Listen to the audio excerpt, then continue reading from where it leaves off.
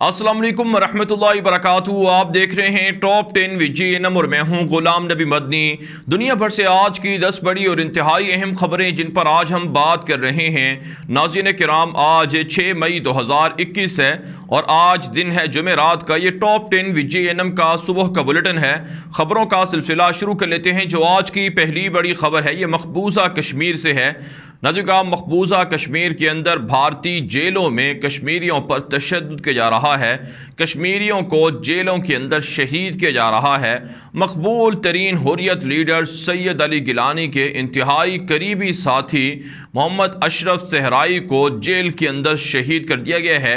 इस शहादत की जिम्मेदारी भारत पर आयद होती है, जिन्होंने जेलों के अंदर बुजुर्ग रहनुमाओं को टॉर्चर किया, जेलों के अंदर उन्हें सहूलियात फराहम नहीं की।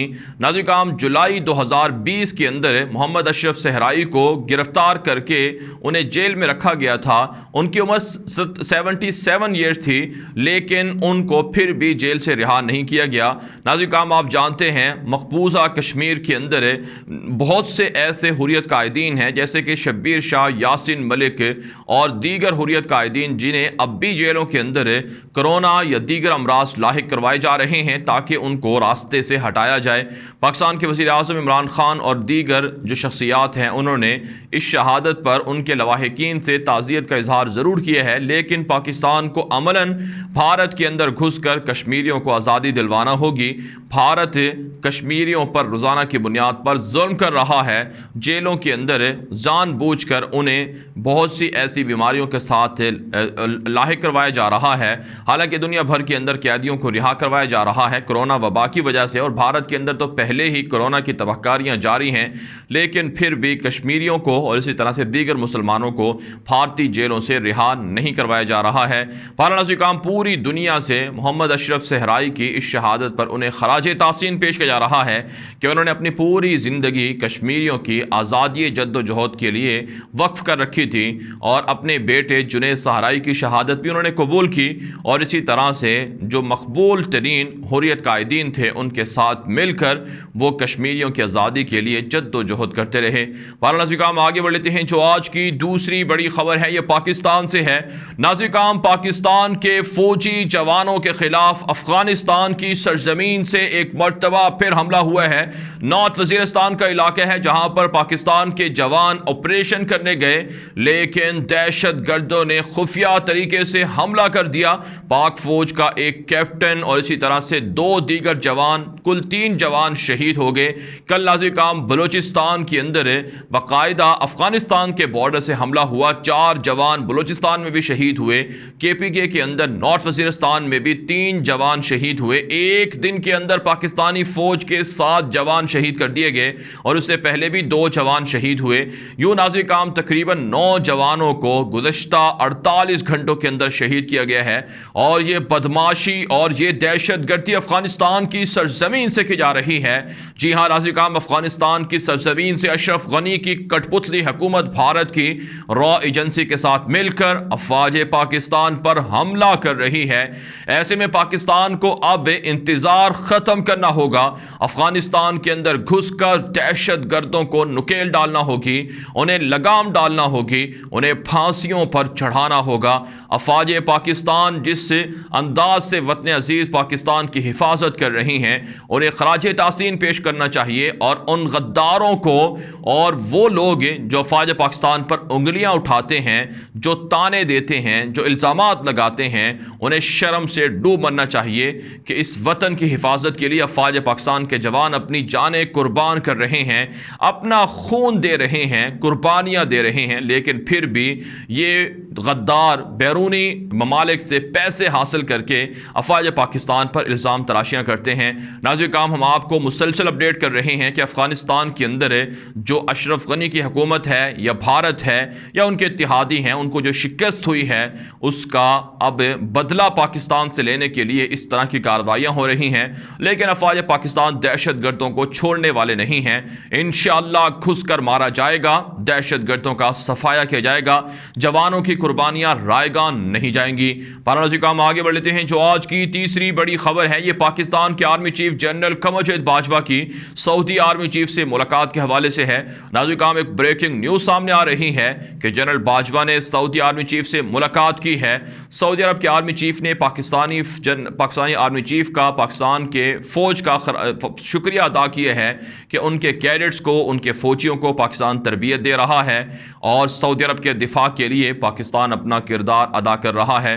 پاکستان کے army chief general Qamar Javed Bajwa نے کہا ہے کہ چاہے حوثی ہوں یا کوئی اور دشمن سعودی عرب کا ہو، وہ پاکستان کا دشمن ڈکلیئر ہوگا، کیونکہ پاکستان نے حرمین شریفین کی حفاظت کی قسم اٹھا رکھی ہے اور پاکستان نے معاہدے کر رکھے ہیں، لہٰذا سعودی عرب کے ساتھ مل کر امت مسلمہ کے اتحاد، مظلوم مسلمانوں کی مدد کے لیے پاکستان سعودی عرب کے شانہ بشانہ کھڑا رہے گا اور کام کرتا رہے گا۔ آپ جانتے ہیں ناظرین پاکستان کے وزیر اعظم عمران خان بھی سعودی عرب کے دورے پر روانہ ہونے جا رہے ہیں اور اس دورے کے دوران پاکستان اور سعودی عرب میں بڑے بڑے ایگریمنٹس بھی ہونے جا رہے ہیں۔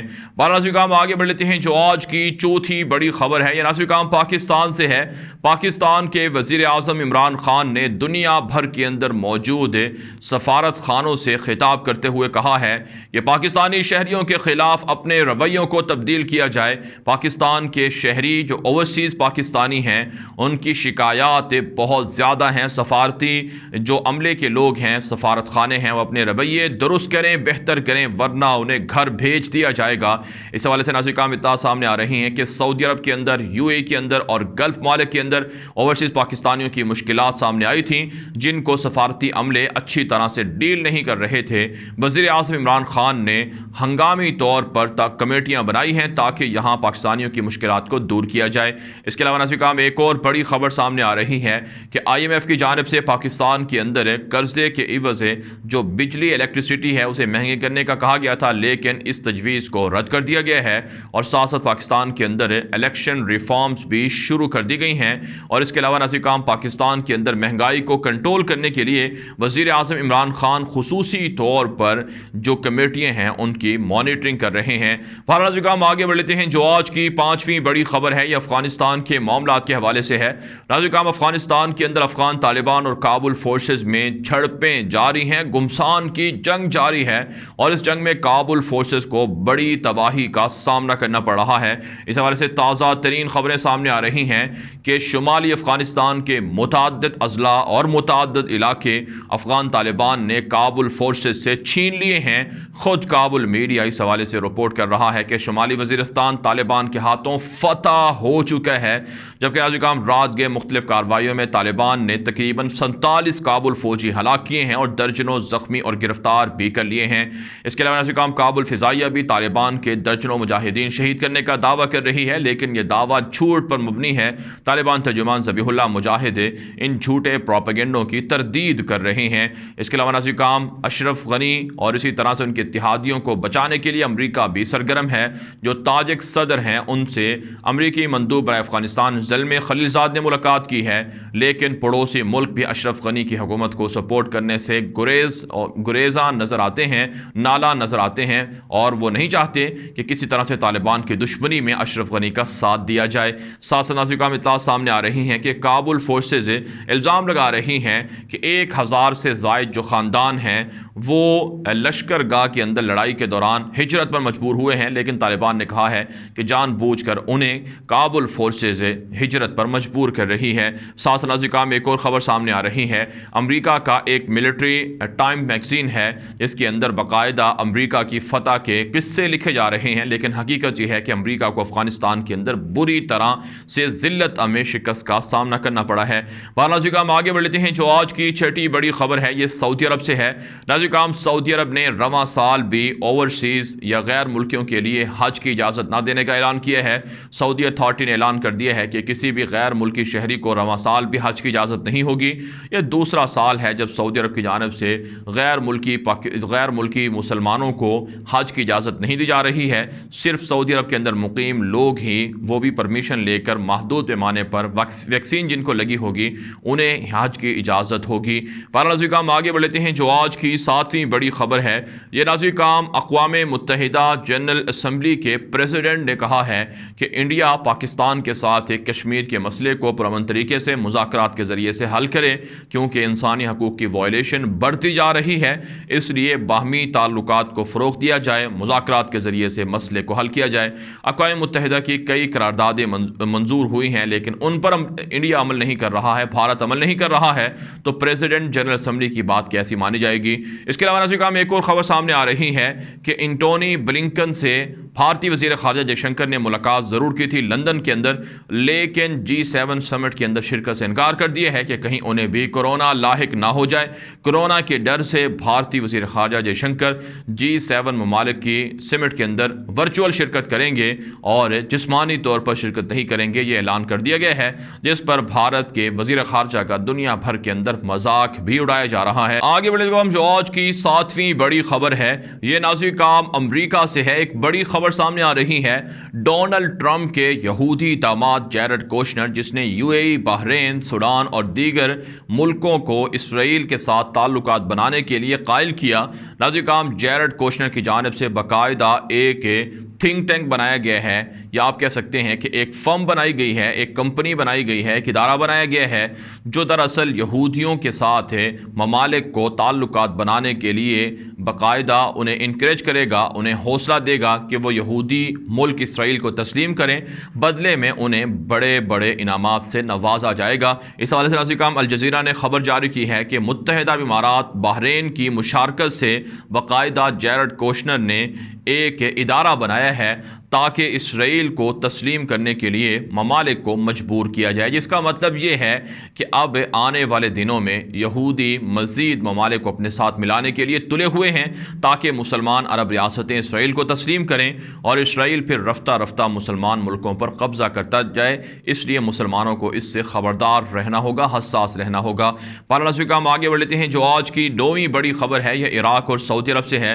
ناظرین کرام پہلی مرتبہ عراقی صدر برہم صالح نے اعلانیہ طور پر یہ کہا ہے کہ سعودی عرب اور ایران کے درمیان صلح کروانے کے لیے کئی بار عراق کی کوشش کرتا رہا ہے اور کئی ملاقاتیں عراق نے سعودی عرب اور اسی طرح سے ایران کے درمیان کروائی ہیں، جس کا مطلب یہ ہے کہ ایران اور سعودی عرب کے درمیان اب صلح ہو رہی ہے، دوستی اور تعلقات قائم ہو رہے ہیں۔ اسی حوالے سے الجزیرہ پہ یہ جو رپورٹ نشر ہوئی ہے، اس میں انکشاف ہوا ہے کہ عراقی صدر برہم صالح بھی اعتراف کر چکے ہیں کہ سعودی عرب اور ایران کے درمیان خفیہ سیکرٹ کئی ملاقاتیں اور مذاکرات ہو چکے ہیں۔ ناظرین کرام آگے بڑھ لیتے ہیں، جو آج کی 10ویں بڑی خبر ہے یہ ناظرین کرام اسرائیل سے ہے۔ ایک بڑی بریکنگ نیوز سامنے آ رہی ہے، اسرائیلی وزیر اعظم نیتن یاہو حکومت سازی میں ناکام رہے ہیں۔ ان کے بعد اسرائیل کے صدر نے ایک اور شخص ہیں جن کا نام یائر لپید ہے، انہیں حکومت کی تشکیل کا حکم دے دیا ہے، جس کا مطلب یہ ہے کہ نیتن یاہو جو گزشتہ 8-9 سال سے اقتدار میں تھے، ان کے اقتدار کا سورج اب غروب ہو رہا ہے اور ان کے خلاف احتجاج مظاہرے جو ہو رہے تھے ان میں ایک طرح سے مظاہرین کو، پروٹیسٹرز کو کامیابیاں ملتی ہوئی نظر آ رہی ہیں، جو نیتن یاہو جیسے کرپٹ، خائن اور بددیانہ شخص کو اسرائیل کا حکمران نہیں دیکھنا چاہتے تھے۔ ناظرین کرام دنیا بھر سے تھی آج کی 10 بڑی خبریں۔ ان خبروں کے حوالے سے آپ کی کیا رائے ہے؟ اپنی رائے کامنٹ کے ذریعے سے ضرور ہم تک پہنچائیں۔ مزید خبروں کے لیے آپ ہمارے ٹویٹر اکاؤنٹس دنیا میں رکھیں غلام نبی مدنی اور ہمارے نئے فیس بک پیج غلام نبی مدنی کو فالو کر لیں۔ آج کے لیے اتنا ہی، اجازت دیجیے، اللہ حافظ۔